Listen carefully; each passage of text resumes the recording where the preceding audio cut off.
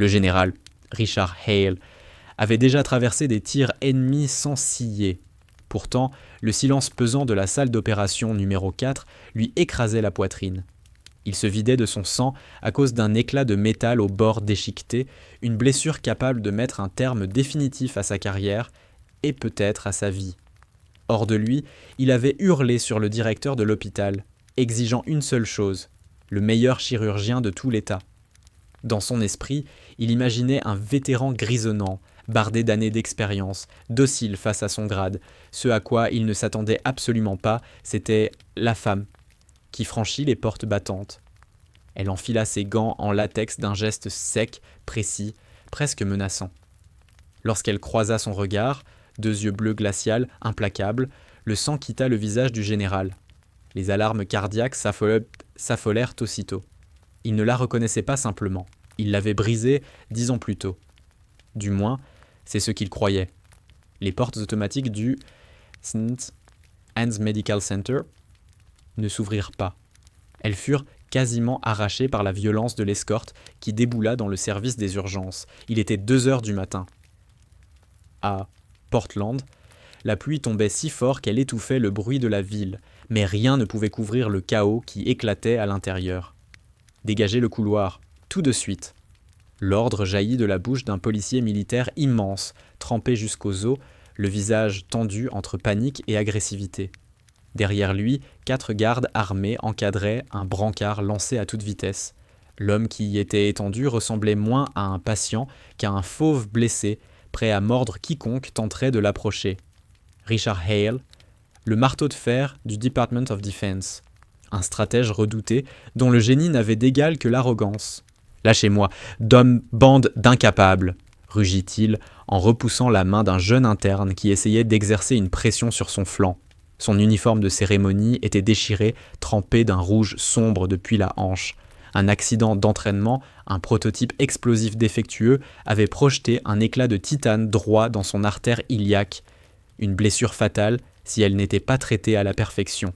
Et Hale le savait. « Monsieur, vous perdez trop de sang », balbutia l'interne. Le docteur Evan Moore, ses lunettes glissant sur son nez. « Il faut ?»« Je me fiche de ce qu'il faut », coupa Hale en serrant les dents, la douleur brouillant sa vue. Il attrapa l'interne par le col de sa tenue et le força à se pencher vers lui. « Je veux le meilleur. Vous m'entendez ? On m'a promis le meilleur centre de traumatologie de la côte ouest. Où est le chef de chirurgie ? Où est la légende ?»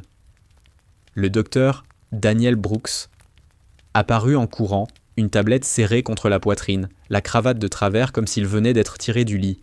« Général Hale !» haleta-t-il en faisant signe aux infirmières de préparer l'unité trauma alpha. « Vous êtes entre de bonnes mains. On va vous stabiliser. »« Stabiliser ?» ricana Hale, tandis que le brancard heurtait une aspérité. « Si je perds cette jambe, Brooks, je raserai cet hôpital à coups de procès. Je ne veux pas de vous. Je veux la spécialiste, celle dont le sénateur m'a parlé. La main fantôme. Celle qui répare l'irréparable. » Brooks se figea une fraction de seconde, échangeant un regard inquiet avec l'infirmière chef, Megan O'Neill. « Général, » dit-il en baissant la voix, « la chirurgienne que vous demandez n'est pas disponible pour... » « Je me fiche que ce soit un homme, une femme ou un foutu robot, » coupa Hale. « Amenez-la ici, maintenant. » Les moniteurs se mirent à hurler. Tension 80/50, hémorragie interne. « Appelez la docteur Carter, » aboya Brooks. « Code rouge, priorité absolue. » Megan hésita. « Docteur, elle sort d'une reconstruction de 12 heures. Elle est en salle de repos. »« Est-ce que ça m'intéresse ?» siffla Brooks en essuyant la sueur sur son front. « Si ce général meurt ici, on est tous finis. Allez chercher. Emily. » Tout de suite, 3 étages plus haut, dans une salle de repos faiblement éclairée, saturée d'odeurs de café froid et de désinfectant, Emily Carter fixait la pluie qui martelait la vitre. Elle avait 34 ans, mais son regard portait la fatigue de plusieurs vies. Ses cheveux blonds étaient retenus en un chignon désordonné. Pratique. Sa blouse était propre, pourtant ses mains gardaient encore la mémoire fantôme du sang chaud de son dernier patient. Emily n'était pas qu'une chirurgienne. Dans le milieu médical, elle était devenue une légende. On l'appelait quand les manuels n'avaient plus de réponse. Mais avant les diplômes, avant la reconnaissance, avant ce surnom murmuré avec crainte, elle avait été autre chose. Lieutenant Emily Carter, 7th Medical Support Battalion. Elle ferma les yeux. Portland disparut. La chaleur suffocante de Helmand revint. L'odeur du caoutchouc brûlé, le goût métallique du sang, et surtout les cris, ceux d'hommes abandonnés par un commandant qui avait préféré la gloire à leur sécurité. Son pager vibra sur la table. Elle l'ignora. Il vibra encore. Puis son téléphone personnel sonna. Brooks. Emily décrocha.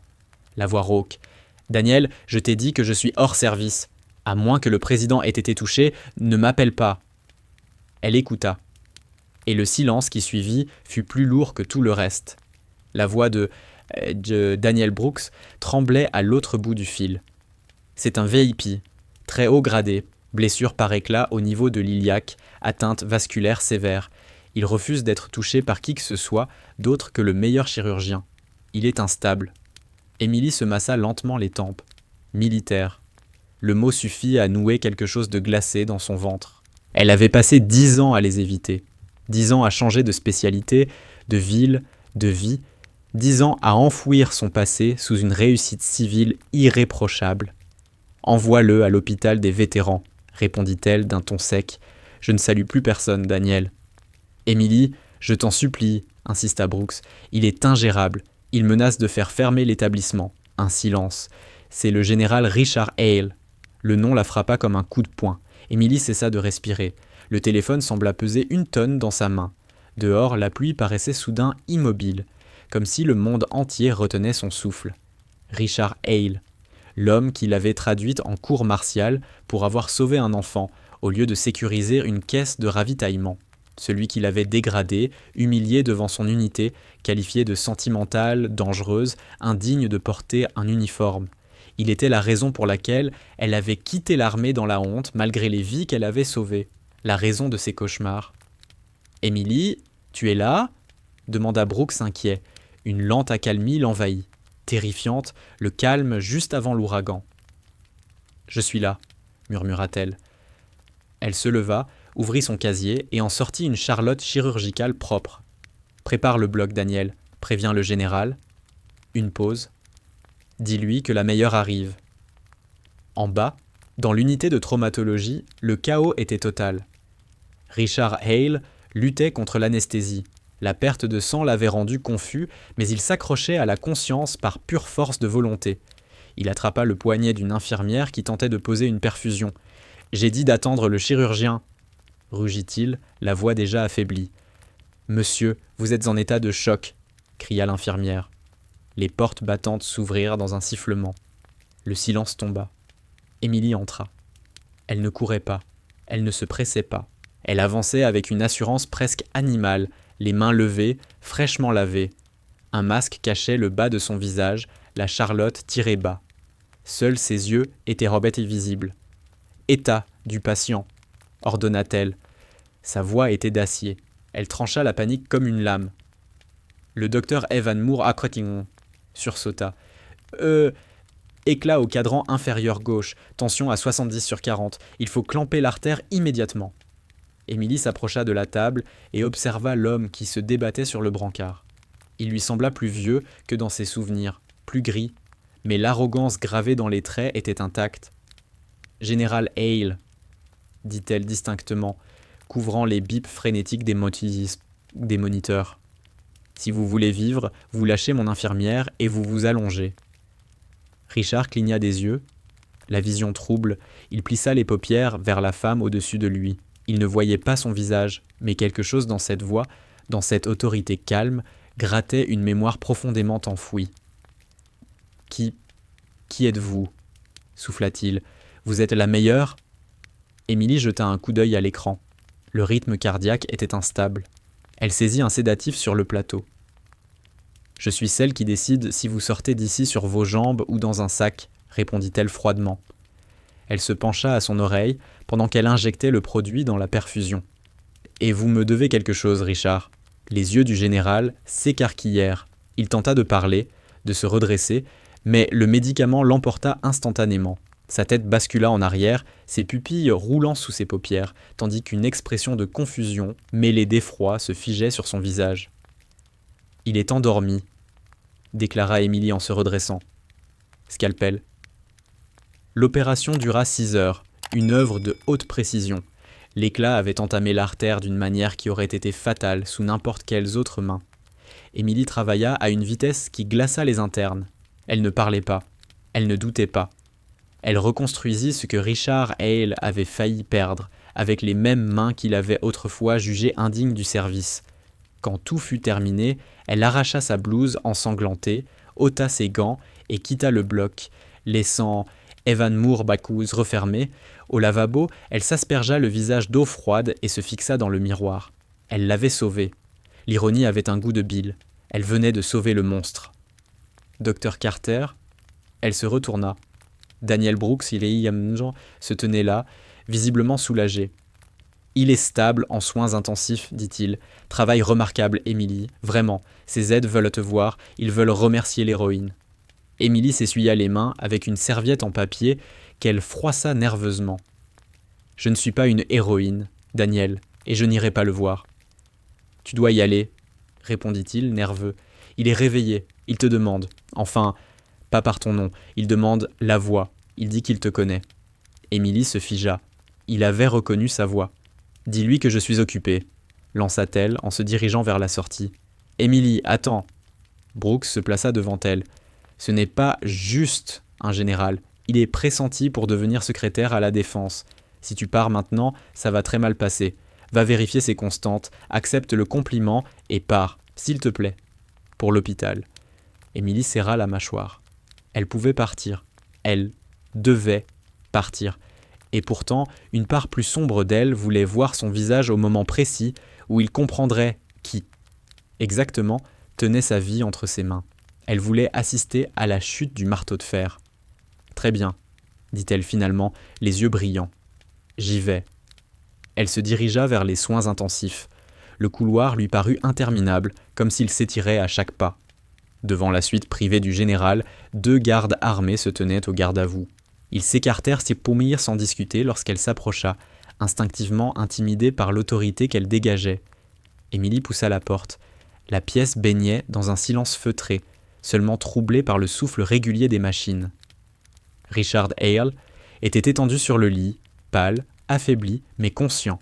Il fixait le plafond, l'esprit visiblement en train d'émerger du brouillard de l'anesthésie. En entendant la porte, il tourna la tête. Émilie se tenait au pied du lit. Elle ne portait plus de masque. Son visage était découvert. La cicatrice sur son menton, souvenir d'un engin explosif en bord de route, en Afghanistan, accrocha la lumière. Hale plissa les yeux. Il observa d'abord sa tenue, puis son visage. Il cligna une fois, puis une seconde. La couleur qui était revenue à ses joues disparut aussitôt. Sa bouche s'ouvrit, mais aucun son n'en sortit. Il tenta de se redresser. Le moniteur cardiaque s'emballa. Bip, bip, bip. Carter, murmura-t-il. Le nom sonnait étrange, presque irréel sur sa langue. Émilie croisa les bras contre sa poitrine. Elle ne sourit pas, elle ne salua pas. « C'est Dr Carter, maintenant, général, » dit-elle d'une voix douce et dangereuse. « Et si je ne me trompe pas, vous êtes dans mon lit. » Richard la fixa, pétrifié. Les images d'une tente poussiéreuse au milieu du désert percutèrent la blancheur clinique de la chambre.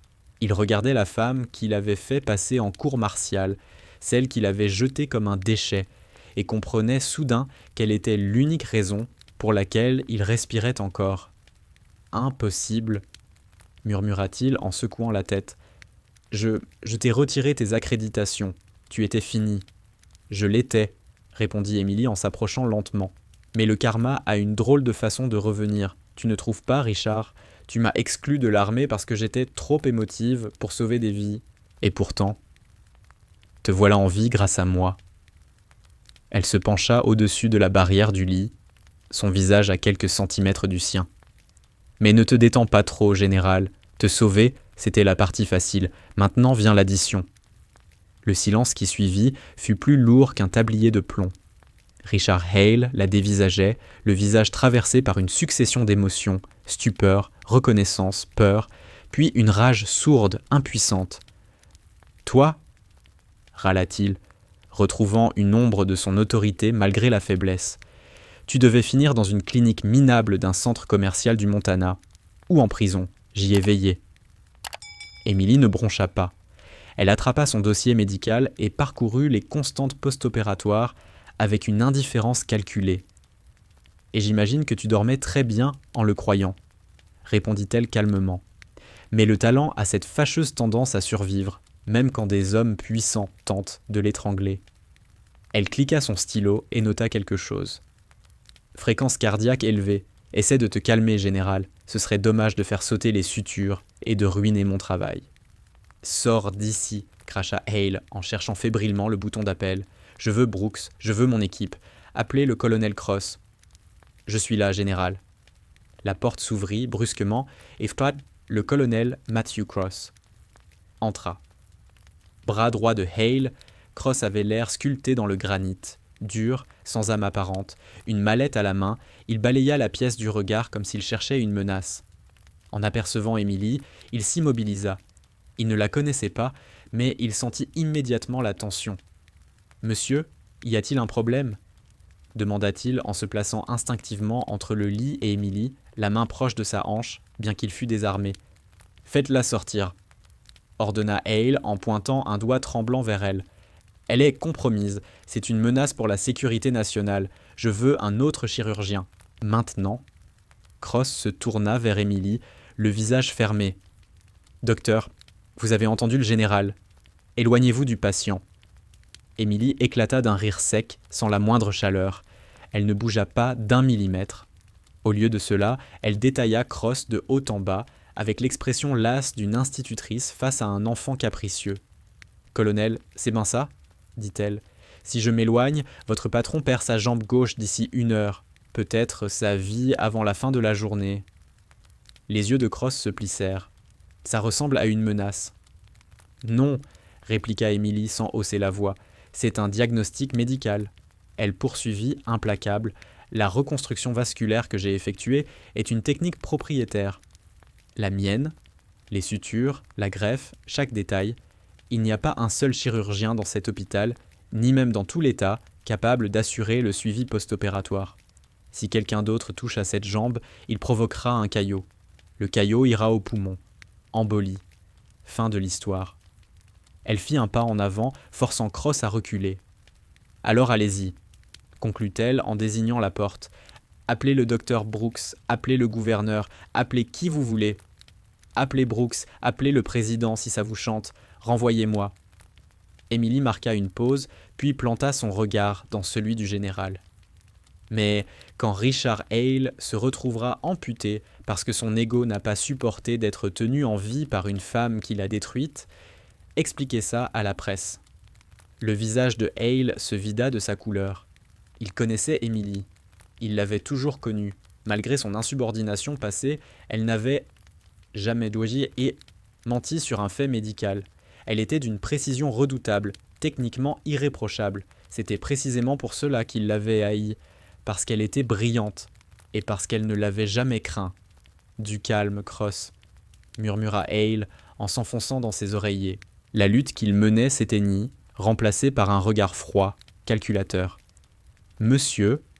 demanda le colonel, déconcerté. « J'ai dit « du calme », répéta Hale en aboyant, une douleur fulgurante lui traversant la hanche. « Elle reste, pour l'instant. » Emily esquissa un sourire bref en vérifiant le débit de la perfusion. Décision judicieuse. Hale tourna la tête vers le colonel, ouvre la mallette, donne-lui les documents. Cross hésita, puis posa la mallette sur la tablette roulante. Il en déverrouilla les fermoirs et en sortit un dossier épais. Procédure standard pour les personnalités de haut niveau, docteur. Accord de confidentialité. Il vous interdit toute communication concernant l'état du général, sa localisation ou toute interaction personnelle. Le regard de Hale se fit perçant. « Et j'exige un avenant », ajouta-t-il. « Vous ne parlerez pas de notre passé, si vous mentionnez la cour martiale, le bataillon médical ou l'Afghanistan. À qui que ce soit, personnel, presse ou thérapeute, je ferai sauter votre licence. Je l'ai déjà fait. Je peux recommencer. » Emily observa les papiers. Elle ne les prit pas. Je ne signe jamais sans mon avocat. C'était un mensonge. Elle n'avait pas d'avocat, mais elle savait que Hale redoutait plus que tout les poursuites. Ce n'est pas une négociation, gronda Cross. Emily leva les yeux vers lui, paisible. Tout est une négociation, colonel. Elle se tourna légèrement vers Hale. Vous avez besoin de moi pour sauver le marteau de fer et lui permettre de briguer le poste de secrétaire à la défense. Moi ? Je n'ai besoin de rien de vous. Elle se pencha vers le lit, ignorant totalement Cross. Je suis chef de la traumatologie. J'ai la titularisation. J'ai une réputation que vous ne pouvez plus salir. Sa voix resta basse, ferme.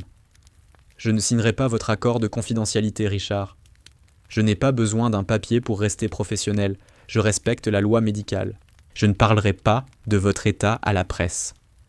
Elle laissa le silence s'installer, puis, plus doucement encore, « Mais si vous me menacez encore, si vous intimidez mon équipe, ou si vous traitez cet hôpital comme une caserne personnelle, il se pourrait que je laisse échapper, par accident, à un journaliste que le grand général Hale a appelé sa mère en pleurant pendant l'anesthésie. » Le visage de Hale vira à un rouge violent. « Vous n'oseriez pas. » Emily se redressa. « Essayez-moi. » Elle soutint son regard sans ciller. « Je ne suis plus la lieutenante que vous avez brisée il y a 10 ans. Je suis la médecin qui tient votre artère fémorale entre ses doigts. Alors comportez-vous bien. » Elle tourna les talons et se dirigea vers la porte. Constante toutes les 15 minutes. « Colonel, cils bleuis, bouton rouge. Je serai à la cafétéria. » La porte se referma avec un déclic sec. Hale attrapa un verre d'eau sur son plateau et le projeta contre le mur. Le verre éclata, l'eau ruisselant sur la peinture comme des larmes. « Découvrez tout sur elle, » cracha-t-il à Cross. « Qui elle fréquente, où elle vit, et si elle dépasse d'un seul pas la ligne, on la détruit encore. » Le lendemain matin, le St. Anne's Medical Center était assiégé, pas par une armée ennemie, par bien pire, le cycle médiatique en continu. Des fourgons de presse bloquaient l'entrée des ambulances, des paraboles pointaient vers le ciel gris de Portland comme des mortiers. Les titres défilaient partout. Le général Hale blessé lors d'un exercice. Chirurgie héroïque. Le candidat au poste de secrétaire à la défense sauvé. À l'intérieur, l'administration paniquait. Daniel Brooks transpirait déjà à travers sa deuxième chemise. « Emily, tu dois leur parler », supplia-t-il en la suivant dans le couloir. CNN, Fox, la BBC, tout le monde veut un commentaire de la chirurgienne mystérieuse. L'équipe de communication du général dit que c'est excellent pour l'image. Emily s'arrêta au poste infirmier pour signer une demande de médicaments. « Non. S'il te plaît, » insista Brooks. « L'hôpital en a besoin. Les donateurs regardent. Juste une phrase. Le général se repose. L'opération a réussi. Rien de plus. » Emily abattit brusquement le clipboard sur le comptoir. « Je ne suis pas un accessoire, Daniel, et certainement pas le sien. Docteur Carter. » La voix venait de derrière eux. Ce n'était pas un médecin. C'était un homme en trench coat impeccable, badge de presse bien visible, correspondant senior du Washington Post. Son visage inspirait confiance, ce qui le rendait dangereux. « Thomas Blake, » dit-il en tendant la main. « Désolé de vous intercepter en zone sécurisée, mais j'ai un certain talent avec les agents de sécurité. » Brooks eut l'air de défaillir. « Monsieur, cet espace est restreint. » Blake l'ignora et fixa Emily de son regard perçant. « Docteur Emily Carter, major de promotion à la Stanford School of Medicine, chef de la traumatologie, anciennement lieutenante Emily Carter, armée américaine. » Il marqua une pause. Radié en août 2015. Motif, déshonneur. Le couloir se figea. Les infirmières cessèrent de taper sur leur clavier. La bouche de Brooks resta ouverte sans un mot. Un frisson glacé parcourut l'échine d'Emily, mais son visage demeura impassible, fermé comme une statue. Elle se tourna lentement vers Thomas Blake. « Vous avez fait vos devoirs, monsieur Blake. »« Toujours, » répondit-il avec un sourire qui n'atteignait pas ses yeux. C'est une histoire fascinante. Une infirmière de combat décorée, traduite en cour martiale pour lâcheté et insubordination lors d'une mission de ravitaillement critique. Et l'officier commandant à l'époque, le major Richard Hale, le même homme que vous venez de recoudre pendant 6 heures. Il s'approcha encore, baissant la voix. « Sacrée coïncidence, docteur, à moins que ce n'en soit pas une. » Certains appelleraient ça une justice poétique, d'autres un conflit d'intérêts. Emily vit le piège instantanément. Si elle mordait à l'hameçon, Guizhou à elle mord Camelus devenait l'histoire. Si elle laissait paraître la moindre colère, elle validait l'étiquette d'instable que Hale lui avait collée 10 ans plus tôt. « J'ai soigné un patient, monsieur Blake », répondit-elle d'un ton parfaitement égal. Le nom sur le dossier ne change rien à l'anatomie d'une blessure. C'est le serment que j'ai prêté. Un serment plus solide, soit dit en passant, que celui de certains soldats. Les sourcils de Blake se haussèrent. C'est un commentaire sur le service du général Hale. C'est une réponse à votre question, répliqua Emily sans se laisser entraîner. À présent, à moins que vous n'ayez une urgence médicale, je vous conseille de quitter mon service avant que je ne fasse intervenir la sécurité, de façon chirurgicale. Blake rit doucement en reculant. Je m'en vais. Mais, docteur Carter, il sortit une carte blanche. J'ai des sources qui affirment que le rapport officiel de cette mission de 2015 comportait quelques pages manquantes, en particulier celles concernant les victimes civiles ordonnées par le marteau de fer. Si jamais vous souhaitez rétablir la vérité, voici ma carte. Il glissa la carte dans la poche de sa blouse et s'éloigna en sifflotant. Emily resta figée. Elle sentait presque la carte brûler contre sa poitrine. Elle avait les preuves. Les journaux numériques de cette nuit-là, conservés depuis 10 ans sur un disque chiffré. Elle ne les avait jamais utilisés par peur des représailles. « Emily » murmura Brooks, livide, « de quoi parlait-il ?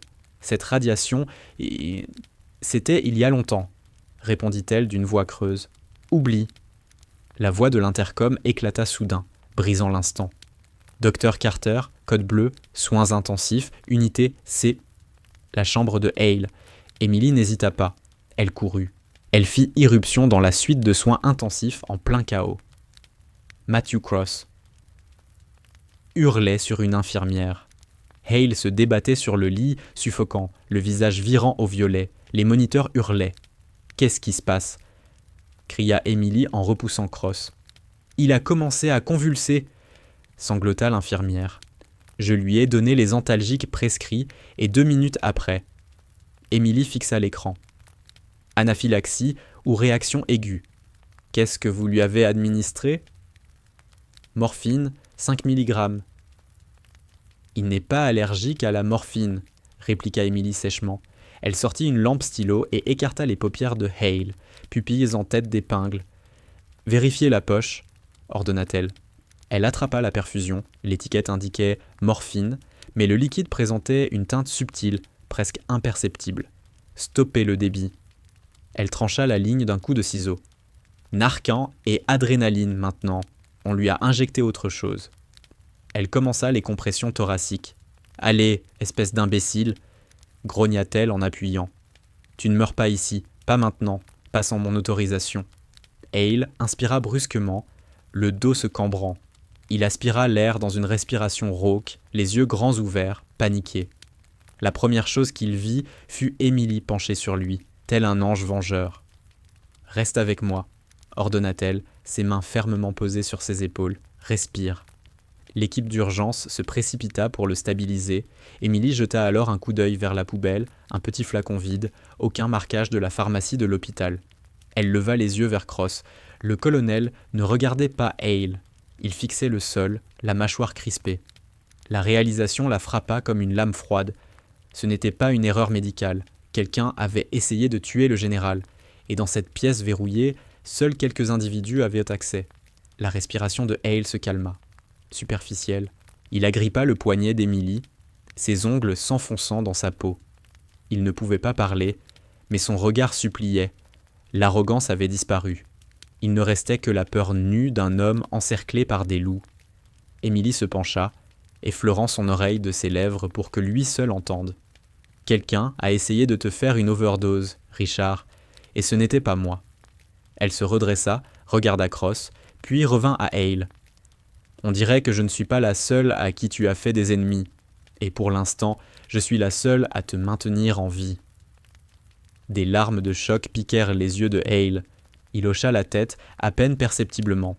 Emily se tourna vers la pièce. « Tout le monde dehors, colonel Cross, vous aussi, attendez dans le couloir. Je reste avec le général, » protesta-t-il. Émilie s'approcha, sa voix tombant à un murmure mortel. « Si vous restez, j'appelle la police et je fais analyser cette perfusion pour les empreintes. Vous voulez vraiment ça, colonel ?»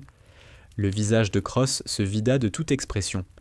Il soutint son regard une longue seconde, puis acquiesça lentement. « Je serai dehors. » La porte se referma derrière lui. Lorsque la pièce se vida enfin, Émilie baissa les yeux vers l'homme qui avait détruit sa vie. Il n'avait plus rien du stratège redouté. Il était brisé, terrorisé, sans défense. « Bienvenue dans mon monde, Richard, » murmura-t-elle. « Maintenant, tu vas tout me dire. » La lourde porte de la suite de soins intensifs se referma avec un cliquetis sec. Pour Richard Hale, ce verrouillage n'avait rien d'un refuge, c'était un cercueil. Il tremblait, pas à cause de la douleur de sa jambe, devenu un feu sourd et lancinant, mais sous l'effet de l'adrénaline d'un homme qui venait de regarder la mort en face et d'en reconnaître le visage. Émilie se posta près de la fenêtre, entr'ouvrant les stores. Elle avait déjà neutralisé la caméra interne avec un simple morceau de sparadrap chirurgical. « Parle », dit-elle sans se retourner. « Pourquoi ton propre chef de cabinet a-t-il essayé d'arrêter ton cœur ?» Richard tenta de se redresser, le visage cendré. « De l'eau ?» croassa-t-il. Émilie alla au lavabo, remplit un gobelet en plastique et le lui tendit. Il but avec avidité, en renversant sur sa chemise d'hôpital. Le spectacle était pitoyable. Le marteau de fer. L'homme qui avait décidé du sort de nations entières d'un trait de stylo, incapable, à présent, de tenir un verre sans trembler.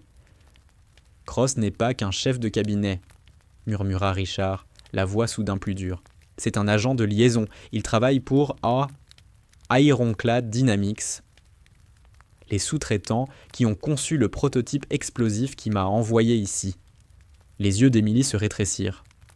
L'accident d'entraînement, ce n'en était pas un, répondit-il avec amertume. J'ai découvert que les puces de guidage étaient défectueuses, des composants bon marché.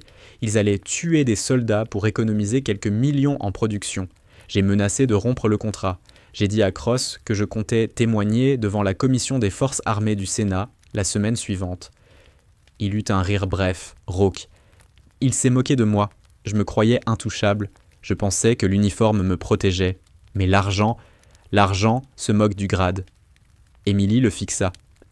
Alors ils ont tenté de te tuer sur le terrain. Échec, ils t'ont fait transférer ici, et Cross devait terminer le travail discrètement.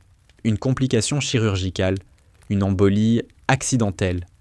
Richard la regarda, cherchant son regard. Si tu n'avais pas été là... Émilie croisa les bras. Ne t'imagine pas que je l'ai fait pour toi, Richard. Je l'ai fait parce que je ne laisse pas des assassins opérer dans mon hôpital. Peu importe la raison, murmura-t-il. Il sait qu'il a échoué. Il est dehors en ce moment même. Il doit déjà appeler une équipe de nettoyage. Il ne peut pas me laisser me réveiller demain. Si je témoigne, Ironclad perd des milliards. Ils réduiront cet hôpital en cendres pour m'atteindre.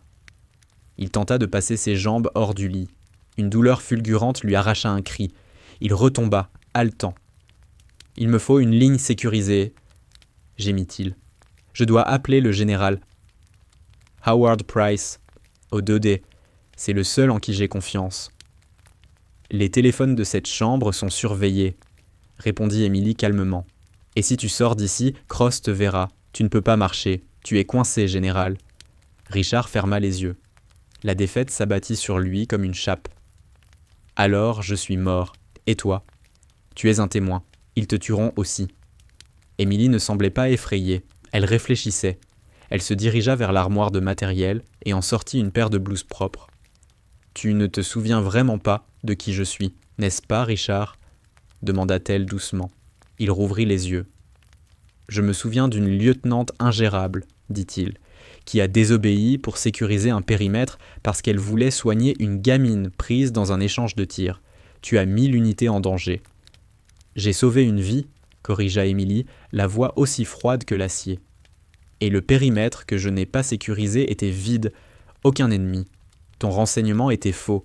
Il te fallait un bouc émissaire. Tu m'as détruite pour masquer ton incompétence. » Richard détourna le regard. La honte finit par fissurer son armure. Il le savait. Il l'avait toujours su.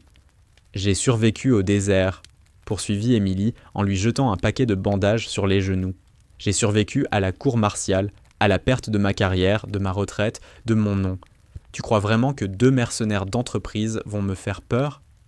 Elle attrapa un scalpel sur la tablette et le glissa dans sa poche. On s'en va. Partir ? Balbutia Richard.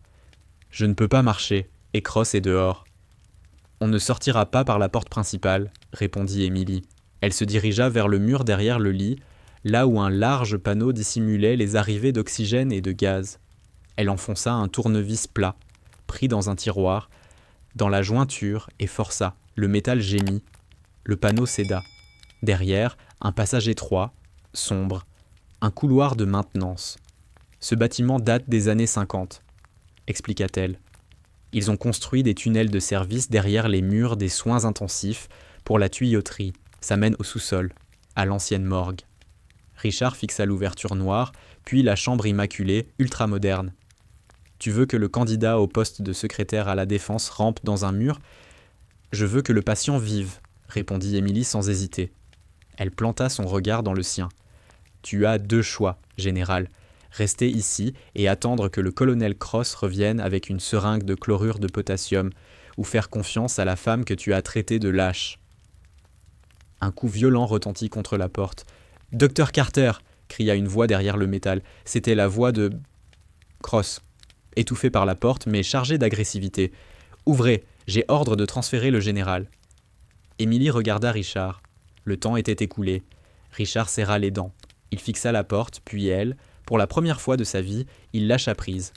« Aide-moi à me lever, » dit-il simplement. Le tunnel de maintenance empestait la poussière, la rouille et le cuivre ancien. L'espace était si étroit que les épaules larges de Richard frôlaient les parois, mais Émilie avançait avec une aisance déconcertante. Elle le tirait derrière elle sur un traîneau de fortune, bricolé à partir d'un drap noué. Richard souffrait atrocement. Chaque aspérité envoyait une décharge brûlante dans sa hanche. Il mordait un torchon roulé pour étouffer ses cris. La sueur ruisselait sur son visage, se mêlant à la crasse des parois. « Continue d'avancer », murmura Émilie, sa voix résonnant faiblement dans l'obscurité. « On arrive presque à la cage de l'ascenseur de service. »« Tu te déplaces là-dedans comme un rat », haleta Richard, tentant l'insulte sans y mettre la moindre conviction. « Je connais chaque centimètre de ce bâtiment », répondit-elle. « Quand je suis arrivée ici, je travaillais de nuit. Je réparais la plomberie quand la maintenance traînait. Je sais comment le sang circule dans les tuyaux et comment l'eau circule dans les murs. » Ils atteignirent une trappe de service. Émilie lui donna un coup sec du pied. Elle céda et ils basculèrent sur un sol de béton glacé. Le sous-sol. L'air y était mordant. Cette aile de l'hôpital avait été abandonnée 10 ans plus tôt lors d'une rénovation. De vieux brancards, des IRM hors d'usage et des piles de dossiers poussiéreux formaient un labyrinthe d'ombre. « Où sommes-nous » demanda Richard en frissonnant. « L'ancienne radiologie » répondit Émilie en l'aidant à s'adosser à un pilier de béton. Mur doublé de plomb, aucun signal. Et aucune signature thermique. S'ils utilisent des drones ou des scanners, ils ne verront rien ici. Malin, admit-il en baissant les yeux vers sa jambe. Les bandages étaient tachés de sang frais. Je saigne encore. Émilie s'agenouilla, inspecta la plaie. Un point à lâcher. Appuie ici. Elle lui tendit une compresse. Je dois trouver une ligne filaire. Il y a un téléphone d'urgence dans l'ancien poste de sécurité, au bout du couloir. Attends. Richard attrapa son bras. Sa poigne était faible. Pourquoi tu fais ça ? Tu me détestes. Tu as toutes les raisons de me laisser crever ici. Émilie baissa les yeux vers sa main, puis releva le regard vers lui. Sous l'éclairage blafard de secours, ses yeux bleus brûlaient. Parce que j'ai prêté serment, Richard. Ne pas nuire. Ce serment compte pour moi. Une pause. Même si le tien ne comptait pas. Elle se dégagea doucement. Et peut-être, ajouta-t-elle à voix basse, que je veux que tu vives assez longtemps pour répondre de tes actes, pas devant un tribunal, devant le monde. Elle se redressa. Reste ici, si tu entends des pas et que ce n'est pas moi, utilise ça. Elle lui tendit le scalpel. Richard observa la petite lame. Un outil de chirurgien, pas une arme de soldat. C'est suffisant, dit Émilie d'un ton sombre, assez tranchant pour sectionner une artère corrodée. Ne rate pas. Puis, elle disparut dans l'obscurité, silencieuse. Richard la suivit du regard. Une sensation étrange enfla dans sa poitrine. Du respect. Réticent. Douloureux. Il resta seul pendant de longues minutes, à écouter le goutte à goutte d'un tuyau fuyant. Puis il entendit le bruit. Clang. Les portes de l'ascenseur s'arrachaient à l'autre bout du sous-sol. Des bottes lourdes frappaient doux le béton, pas les baskets d'Émilie. « Ratissez la zone !» ordonna une voix déformée par la radio. Richard reconnut immédiatement le ton, une équipe tactique. Cross dit qu'ils sont passés dans les murs, vérifier les signatures thermiques. Impossible, chef. Trop de plomb. On doit faire ça à l'ancienne. Lampes allumées, abattre à vue. Le cœur de Richard cogna violemment. Il serra le scalpel.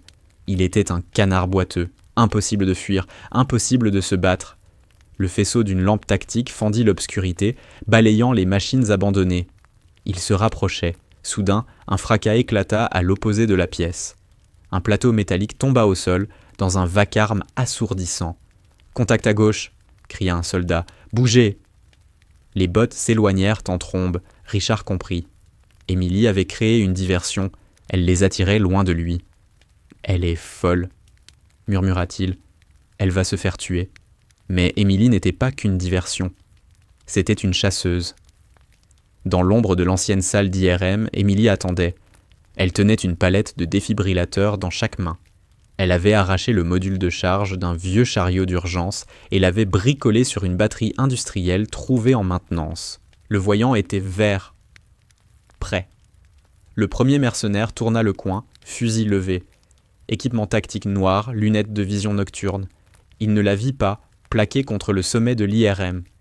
Lorsqu'il passa sous elle, Émilie se laissa tomber. Elle atterrit sur son dos, l'impact lui coupant le souffle. Avant qu'il ne puisse crier, elle plaqua les palettes sur la peau exposée de son cou, juste au-dessus du gilet.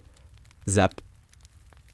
Le corps se convulsa violemment et s'effondra comme une masse, inconscient, avant même de toucher le sol. Émilie roula sur le côté, s'empara de sa radio et de son arme de poing. Elle vérifia la chambre. Chargée. Cible neutralisée. La radio grésilla. Rapport. Émilie appuya sur le bouton d'émission. Elle ne chuchota pas. Elle parla avec la voix du commandement. La voix de la lieutenante Carter. « Un homme à terre, dit-elle calmement. Vous êtes dans mon bloc opératoire maintenant, les gars, et je vais commencer l'amputation. » Elle jeta la radio et se fondit de nouveau dans les ombres.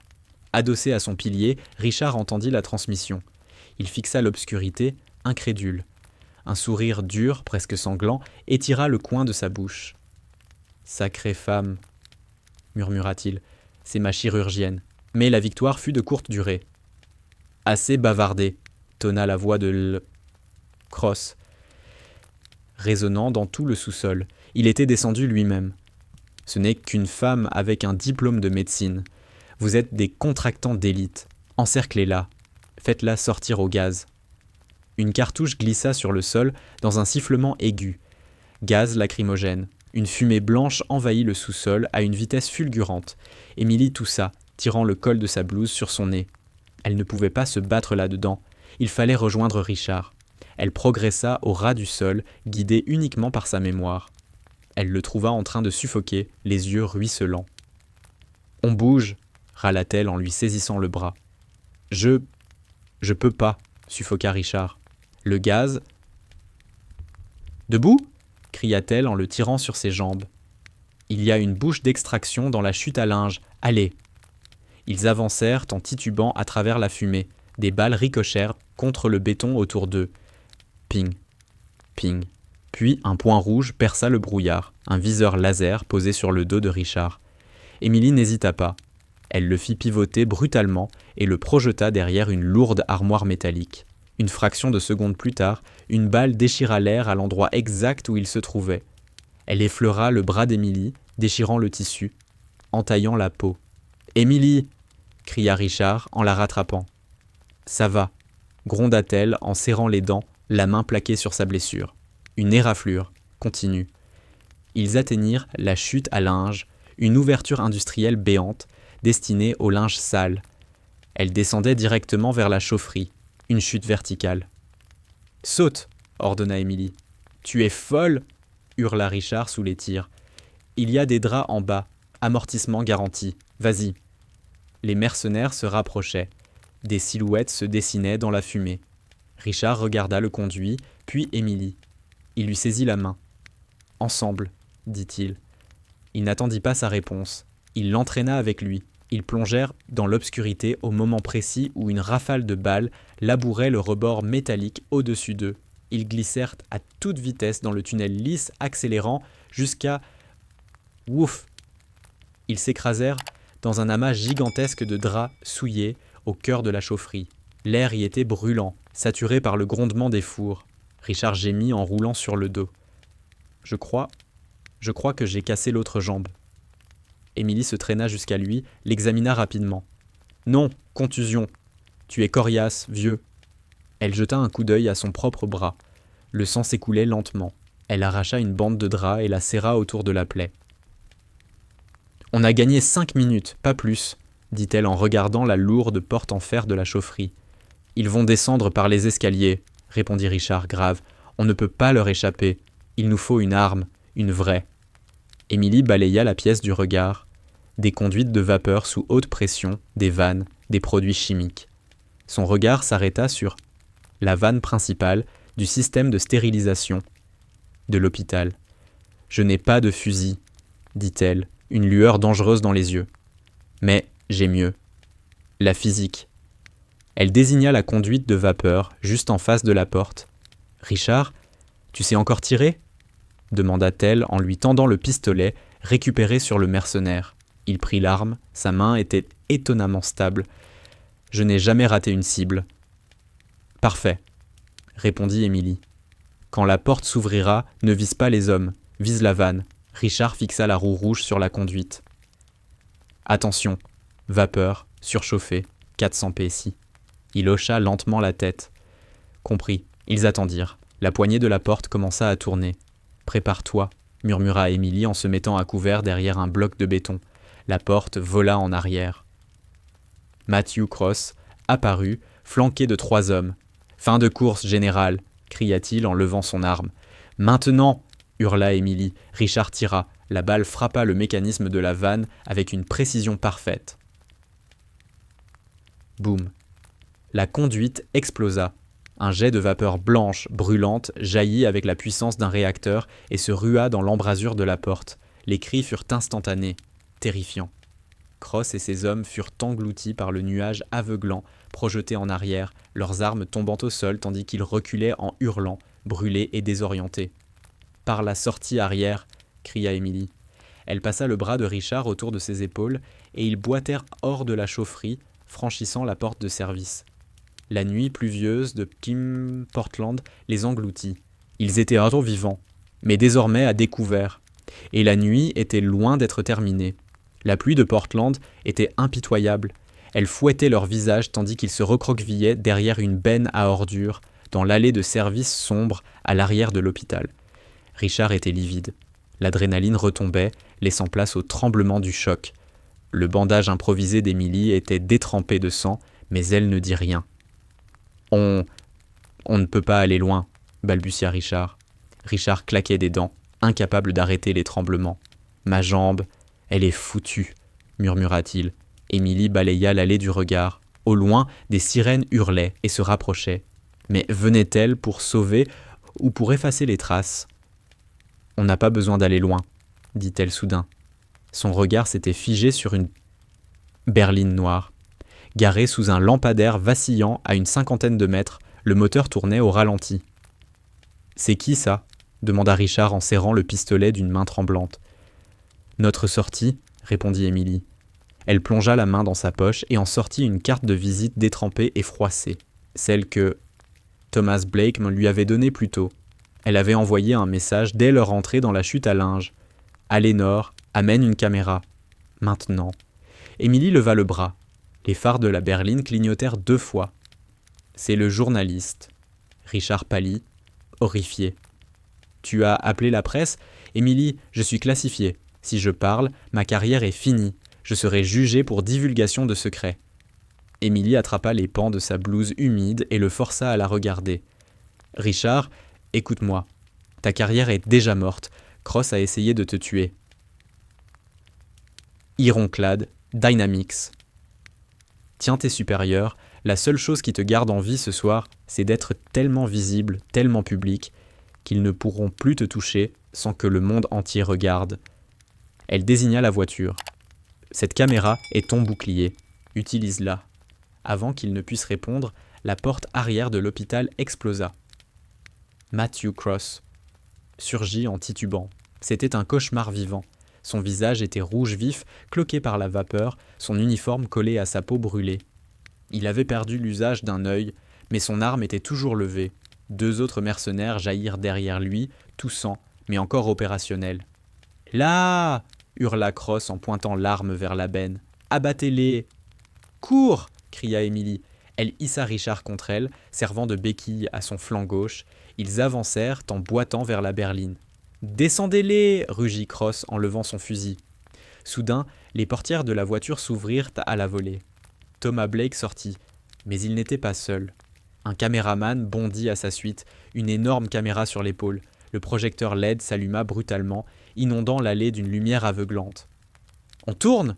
cria le caméraman. « Général Hale !» lança Blake, la voix puissante, presque théâtrale. « Est-il vrai que Ironclad Dynamix Dynamix vient de tenter de vous assassiner à l'intérieur d'un hôpital américain ?» La lumière frappa Cross et ses hommes de plein fouet. Ils se figèrent. C'étaient des opérateurs de l'ombre. Ils vivaient dans le secret, hors caméra. Être filmés en haute définition, en plein centre de Portland, était leur pire scénario. « Caméra !» cracha Cross, en se couvrant le visage. « Annulez, annulez, tirez !» protesta un mercenaire. « Pas en direct, espèce d'abruti !» hurla Cross. Il regarda Richard, puis l'objectif, qui zoomait lentement sur son visage brûlé. Il comprit. S'il tirait maintenant, il ne serait pas seulement un assassin. Il deviendrait l'homme le plus recherché d'Amérique. Cross baissa son arme, crachant du sang sur l'asphalte détrempé. Il fixa Emily avec une haine pure. « Tu es morte !» articula-t-il sans un son.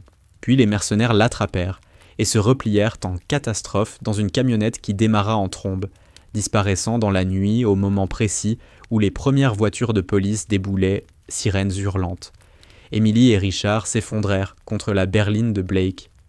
Le journaliste accourut, observant le sang sur leurs vêtements avec un mélange d'inquiétude sincère et d'excitation professionnelle. « Je suppose que c'est une exclusivité ?» dit-il, en faisant signe au caméraman de continuer à filmer. Richard regarda la caméra, puis Emily. Elle se tenait droite malgré l'épuisement, une main pressée contre son bras en sang. Elle l'avait sauvée. Elle avait déjoué une équipe d'exécution, traversé des tunnels oubliés et retourné les médias comme une arme. Richard se redressa. Sa voix retrouva son timbre d'acier. « Oui, » dit-il face à l'objectif, « je souhaite faire une déclaration. Je veux parler des explosifs défectueux qui ont tué mes hommes. Je veux parler de la corruption au sein du Department of Defense. Et je veux parler de la chirurgienne qui m'a sauvé la vie. » Il posa la main sur l'épaule d'Emily. Elle s'appelle la docteure Emily Carter. Et c'est la meilleure soldate que j'ai jamais connue. 3 mois plus tard, la salle d'audition du Sénat était bondée, pas une place libre. La climatisation peinait à lutter contre la chaleur des projecteurs et la densité de la foule. « Général Hale, veuillez décliner votre identité pour le compte-rendu. » Richard était assis à la table des témoins. Il avait changé. Il marchait désormais avec une canne, sa jambe gauche définitivement raide. Il portait un costume impeccable, pas d'uniforme. Il avait remis sa démission dès le lendemain de l'incident de l'allée. « Richard James Hale », déclara-t-il dans le micro. Le sénateur à la tête de la commission se pencha sur ses lunettes. « Général, nous avons examiné les éléments que vous et la docteure Carter avez fournis. Les enregistrements audio de la chaufferie, les preuves médico-légales des perfusions falsifiées, c'est accablant. » Il marqua une pause. « Ironclad Dynamix a déposé le bilan ce matin. Des mises en accusation ont été prononcées contre le colonel Cross et 12 autres individus. » Un silence lourd s'abattit sur la salle. « Il reste toutefois un point à éclaircir, » poursuivit le sénateur. « La cour martiale de la docteure Emily Carter en 2015. » « Vous étiez l'officier président, » poursuivit le sénateur. « Vous avez déclaré qu'elle était inapte au service. Souhaitez-vous modifier cette déclaration ? Richard tourna lentement la tête. Au fond de la salle, Emily Houghton était assise parmi le public. Elle ne portait pas de blouse, mais une simple robe bleu marine. Elle avait l'air fatiguée, les doubles gardes à l'hôpital, submergés par l'afflux de patients, attirés par la chirurgienne héroïne, l'avaient épuisée. Pourtant, il y avait chez elle une sérénité nouvelle, une paix discrète. Richard se retourna vers le micro. « Sénateur, dit-il, la voix chargée d'émotion. Il y a 10 ans, j'ai pris une décision dictée par l'arrogance. J'ai placé l'obéissance au-dessus de la morale. J'ai puni une lieutenante pour avoir fait preuve de l'humanité même que nous prétendons défendre. » Il inspira profondément. La docteure Emily Carter ne s'est pas contentée de me sauver la vie il y a 3 mois. Elle a sauvé mon âme. Elle m'a appris que la vraie force ne consiste pas à suivre des ordres aveuglément, mais à faire ce qui est juste, même quand cela vous coûte tout. Il sortit un papier plié de la poche intérieure de sa veste. Je demande officiellement que le Department of Defense efface le dossier disciplinaire d'Emily Carter, rétablisse son grade avec rappel intégral de solde et lui décerne la Distinguished Service Cross pour ses actions en Afghanistan et à Portland. La salle explosa, des flashs crépitèrent comme des feux d'artifice. Des personnes se levèrent, applaudissant à tout rompre. Emily, elle, ne se leva pas pour applaudir. Elle hocha simplement la tête, un léger sourire triste au coin des lèvres. Elle ne voulait ni la médaille, ni le grade. Elle voulait seulement que la tache sur son nom disparaisse. Elle se leva discrètement et quitta la salle par une porte latérale, tandis que les ovations résonnaient encore. Dehors, sur les marches du Capitole, le soleil brillait. « Encore en train de fuir, docteur ?» Émilie se retourna. Richard l'avait suivie, avançant péniblement avec sa canne. « J'ai une garde dans 6 heures, Richard, » répondit-elle. « Certains d'entre nous travaillent encore pour gagner leur vie. » Il s'arrêta en haut des marches. Il avait l'air vieux, fatigué, mais plus léger qu'il ne l'avait été depuis des années. « Je suis désolé, » dit-il simplement. Pas de discours, pas d'excuses élaborées, juste la vérité. « Je sais, » répondit Émilie. « Et maintenant, » demanda-t-il, « l'armée veut te récupérer. Ils te proposent un commandement. » Émilie éclata de rire et secoua la tête. « Non, j'en ai fini avec les guerres, Richard. Moi, je soigne les gens. C'est mon combat. » Elle descendit quelques marches, puis s'arrêta et se retourna. « Mais si un jour, tu as besoin d'une prothèse de hanche, » ajouta-t-elle avec un sourire en coin, « appelle quelqu'un d'autre. Je suis hors de prix. » Richard rit. Un vrai rire, franc. Il la regarda s'éloigner, se fondre dans la foule de touristes et de fonctionnaires. Le marteau de fer avait été brisé, puis reforgé, et la femme qu'il avait tenue entre ses mains s'en allait, non pas comme une subordonnée, non pas comme une victime, mais comme la seule chose qu'elle ait jamais voulu être. Libre. Quel parcours! D'infirmière déchue à chirurgienne ayant fait tomber un empire militaire corrompu, l'histoire d'Emily Carter rappelle que la vérité finit toujours par refaire surface. Richard Hale pensait pouvoir enterrer son passé. Il a appris à ses dépens qu'on ne sous-estime jamais la personne qui tient votre vie entre ses mains. Une chose est claire, la vraie force n'a rien à voir avec le grade ou l'autorité. Elle réside dans l'intégrité, la compétence et le courage de faire ce qui est juste, même quand personne ne regarde. Et vous, auriez-vous sauvé le général ?